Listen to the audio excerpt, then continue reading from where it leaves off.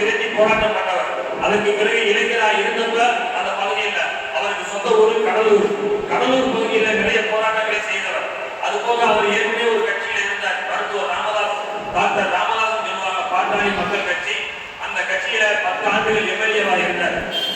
ஜெயலலிதா அம்மா முதலமைச்சராக இருந்த பொழுதும், கலைஞர் கருணாநிதி முதலமைச்சராக இருந்த பொழுதும் அந்த அமைச்சரவையில எம்எல்ஏவாக இருந்து இன்றைக்கு தமிழ்நாட்டில் இருக்கக்கூடிய பல நலத்திட்டங்கள் செயல்படுவதற்கு காரணமாக சட்டமன்றத்தில் கோரிக்கை வைத்து அந்த கோரிக்கை கொடுக்கிறார். அதுபோக தமிழ்நாடு சட்டமன்றத்தில் உள்ள நடமாடும் சட்டமன்றம் ஒன்று இருக்கு. சட்டமன்றத்தை முதலமைச்சர் ஸ்டாலின் அவர்கள் என்ன அமைச்சர்களோடு சேர்ந்து என்ன சட்டத்திட்டங்களை இயற்றாரோ அது தமிழ்நாட்டில் எல்லா மாவட்டங்களையும் சரியா செயல்படுதா, அங்க சட்டமன்றத்தில் பேசப்பட்ட மருத்துவமனை ஒழுங்கா கட்டினாங்களா, பேருந்து நிலையம் ஒழுங்கா கட்டினாங்களா, கல்லூரிகள் அல்லது பள்ளிக்கூடங்கள் ஒழுங்கா கட்டினாங்க என்று தமிழ்நாடு முழுவதும் எல்லா மாவட்டத்துக்கும் வருவாரு.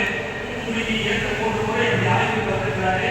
தூத்துக்குடிக்கு வந்தார் அப்படின்னா இன்னைக்கு சாதாரணமா நம்ம ஒரு தாசில்தார் போய் பார்க்கணும்னா, கலெக்டர் போய் பார்க்கணும்னா நம்ம அவரை எளிதாக போய் பார்க்க முடியாது.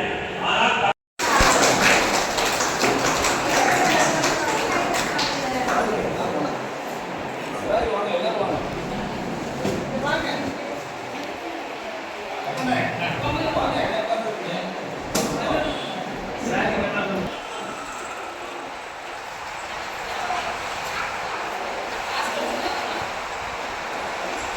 தூத்துக்குடி மத்திய மாவட்டத்தினுடைய மாவட்ட மகளிரணி செயலாளராக வேளமானவர்கள்